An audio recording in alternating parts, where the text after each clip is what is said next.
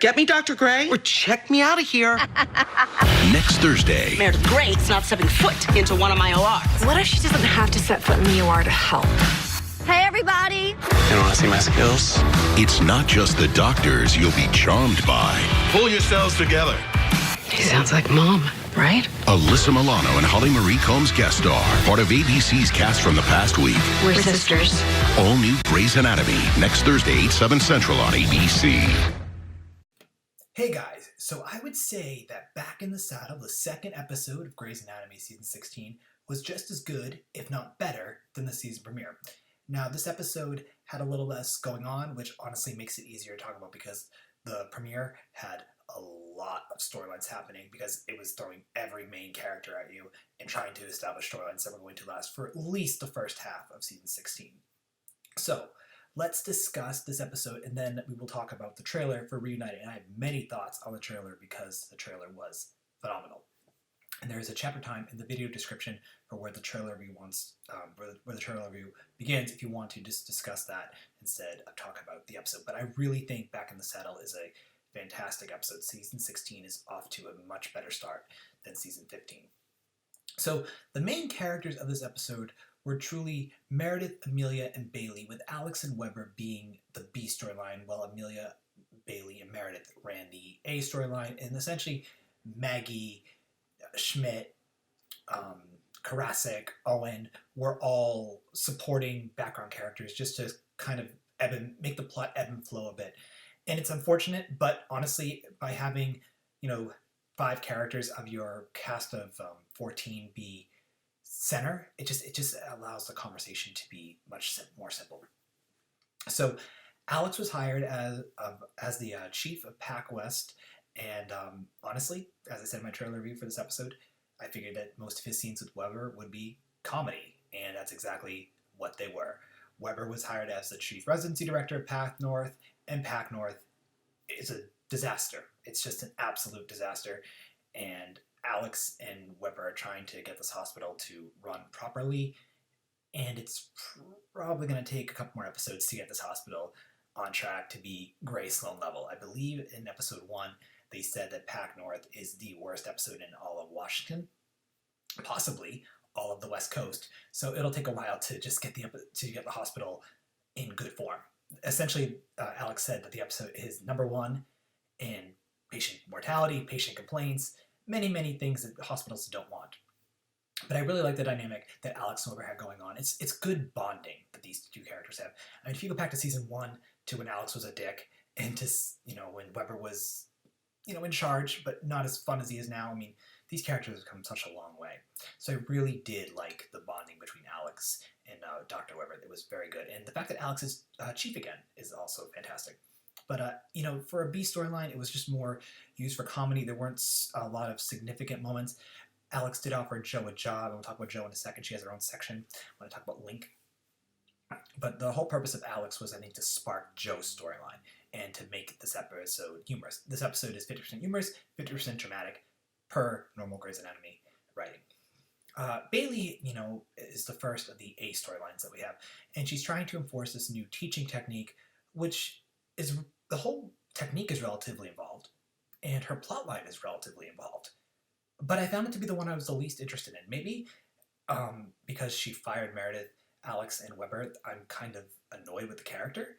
Actually, I am annoyed with the character, but I just found it to be random, boring, and irrelevant to my taste. But she had several talks with Helm and DeLuca, but quite honestly, Chandra Wilson, I felt that her storyline was the most boring of the A storylines. Now, Amelia, for an A storyline, was excellent. She told Link about her pregnancy. She was not subtle about it. She made a dramatic moment humorous. It was used very well. Katerina Scorsone, perfectly used. And then Amelia also later in the episode talked about her pregnancy with Christopher, and then Christopher's birth, and then subsequent death, which happened on Private Practice, a fantastic show. If you have not seen it, please watch Private Practice. It's very good. And I really like the scene of Amelia essentially telling Link she's going to abort the baby, but then at the end of the episode, she decided not to because of Link's discussion with her. Link was really well utilized to make Amelia's story work the way it played out, because she was, I'm pregnant, I'm going to abort. Link talks to her, and she's like, wait, I can get over this fear of being a mom and the death of the baby again, and let's try this. And again, there was humor, there was drama, and it was perfectly well done. And it also gave Link a bit more character development as well. Link did not take the news well about being a father, but then as he told Amelia his feelings, and then essentially they came together, they came to the conclusion that we can be parents. And I really like that. That was just a very, very well written couple scenes of the two characters. And I'm really happy that Amelia is going to have the baby. The one thing I do hope is that her pregnancy doesn't last 20, I believe season 16 is only 20 episodes at the moment, so we have 20 episodes left. I really hope it doesn't take 20 more episodes for her to have the baby, like it did with Teddy. I mean, she was pregnant at the end of season 14, and her pregnancy lasted until episode 25 of season 15. So let's just not drag that out. Now, Joe was involved in Link's storyline, and Joe is kind of like a hot ticket. Bailey wants to have her at Grey Sloan. Alex wants to have her at Pac North, and she uses Alex's offer to bargain with Bailey to be a to be a general surgeon attending at Grey Sloan. And I like that Bailey used the bargaining with Joe, or excuse me, I like that Joe used the bargaining with Bailey. And I also really liked, how Joe was able to bond with Link. It was a good few moments with Camilla Luddington, but she needs to have her own centric episode. Again, her character was more so to just be used to further Alex's plot and maybe get a Joe-centric general surgeon episode, though it does look like next week she will be front and center for at least a portion of the episode. Overall, I enjoyed Joe and Bailey's interactions quite a bit. And, of course, Joe with Link. And I want to see more of their friendship. Maybe a flashback at some point. I think that would be a very well-utilized flashback. Okay, and then on to Meredith. Now, Meredith is the last A storyline. She's sending all of her road crew cohorts to go to Pac North because she's noticing issues with them and they're coming to her for help. That was great humor. It ran Alex's ER, which I thought was hilarious. And so, using Meredith to add to the humor and stress of Alex and Weber's problems is great. But then she notices something on her supervisor's neck. They go to Grey Sloan, and then her supervisor gets diagnosed, and she has cancer, but it will be hopefully resolved soon. The super was just used to show that, to catalyst Meredith's main storyline for the season, which is that she's going to be dealing with the medical, how people essentially get very bad medical treatment. And that was kind of catalyst, or started back in the end of season 15, but due to what Meredith is noticing on the road crew, and that people are really being underserved, she's going to start publishing about it. Also, the beginning of the episode, Meredith very much had this one scene, where it talked about that her medical board case has been moved to 3 months from now. So that don't expect much of that anytime soon until possibly the mid-season finale. So Meredith, diagnosed her, got her colleague or her coworker to Grey Sloan, and then she talked to Jackson. And honestly, I really loved the bonding scenes that her and Jackson had. I thought they were really, really well done. Her and Jesse Williams, I think, have a good chemistry, and I hope to see more of that. Other thoughts? Owen had very little screen time. Also, where is Teddy? They brought Kim Raver back to be main character. Kim Raver is probably one of the best actresses they have on the show. Use her. They didn't use her that much in season 15, and she was a main character then. Use her character. I mean, she was barely in episode 1, and I know we have many episodes left to go, but honestly, Kim Raver, she's right up there with Ellen Pompeo. She's really good. Owen's scenes, as I said, were small, but the one scene when he shocked Tom, that was awesome. But then at the end of the episode, you see that Tom took out a restraining order against Owen, and you're like, whoa. Tom just kind of crossed the line, because honestly, Tom and Owen, they do have a history, but Owen isn't after Tom in any sense of it. So I'm curious how that storyline will play out. DeLuca and Levi seem to be more or less relatively insignificant to the plot, but I did like that scene that DeLuca had at the end of the episode confronting Bailey, and then his whole scene with Meredith at the end of the episode was fantastic as well. The last two scenes with Meredith and DeLuca and Amelia and Link were perfect ending scenes, and it didn't leave it on too much of a cliffhanger, which I liked. Also, a few other things. One more character left to talk about, which is Maggie. She had several really just nice moments throughout this episode. She had bonding with Amelia, which I really liked. Her signing at Jackson, I liked, and then her panicking over, what if this the patient who hit her car is going to die? What's she going to do with that? I really like that as well. Kelly McKeary, she was they used her ability. It was used mildly, but it was used effectively. And I really am looking forward to Maggie's centric episode. Maggie's one of my favorite characters on the show. So overall, I would say Back in the Saddle was a fantastic episode, and I hope you guys enjoyed it just as much as I did. So now let's talk about the trailer for episode 3, titled Reunited. So normally what I do is I read the description, and then we'll talk about the trailer. So, with new restrictions, Meredith tiptoes the lines of protocol as she helps Joe with a difficult procedure from afar. Karasik makes things a challenge for Owen and Grace Sloan. Meanwhile, a patient at the hospital is brain dead after falling into a construction site, and her two sisters must decide whether or not to keep her alive. So this trailer pretty much had everything that the episode description had, except Owen versus Karasik. And Owen versus Karasik was, started at the end of episode 2. So I'm curious to see where that will go. I think that'll be a fun storyline.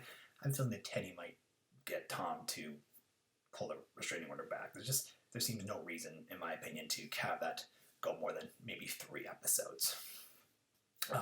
Meredith tiptoeing the lines with Joe. Bailey doesn't want Meredith involved in the hospital. Joe needs Meredith because Meredith is an excellent surgeon, very knowledgeable. So I liked how they used Meredith conferencing in. That was really funny. And I liked how that was just played out very nicely in the trailer. And that seems to be probably the most significant part of the episode is Meredith and Joe working together. It looks like the patient is Lisa Ann Walter. It wasn't in the description, but Lisa Ann Walter was Chessie in The Parent Trap, and this is like cast from the past per the trailer. And now Chessie wasn't in, or Lisa Ann Walter wasn't in television programs to my knowledge, but she's a TV actress and a comedian, or a movie actress and a comedian. As I said, she was in The Parent Trap. So I like that they're doing, they threw her into that.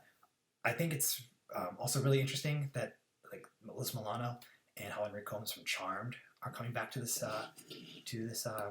show, to television. I believe, well, Melissa Milano produced Mistresses and Holly Marie Combs and Pretty Little Liars after Charmed, but to have them on a Disney property is going to be quite interesting. Also, before we talk more about Alyssa Milano and Holly Marie Combs, they also show Jackson's relationship is heating up. Will Maggie be jealous? Maggie was not in the trailer, which I found to be unfortunate. Because again, Kelly McKeary is so good. There was also no Link and Amelia, which is unfortunate, and no Teddy.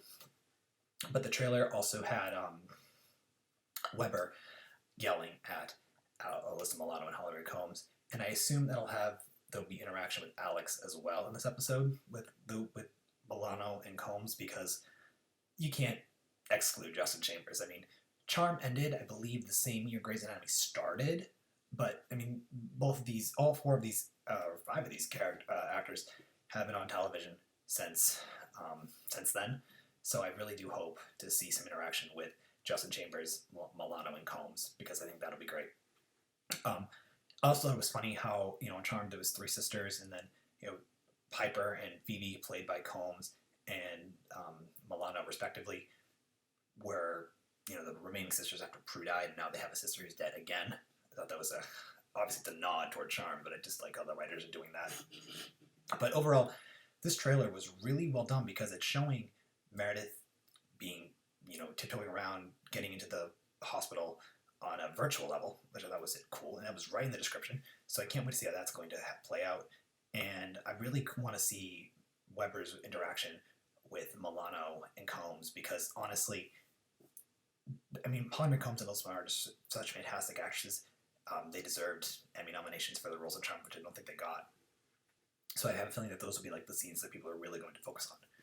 And overall, I really like this episode. I like the trailer, and I'm looking forward to discussing both in the comments below with you guys. And thank you so much for watching my review. The trailer review is just relatively short because there's no guessing. Like it's like here's Meredith doing her thing with Joe, and then here's Bailey like going against it, and then you have Weber more or less with Alex dealing with the sisters, which will be fun. And then you wonder where Teddy and Amelia Link are, but they're probably dealing Teddy, who knows, probably dealing with the baby, but what's her plot line for the season?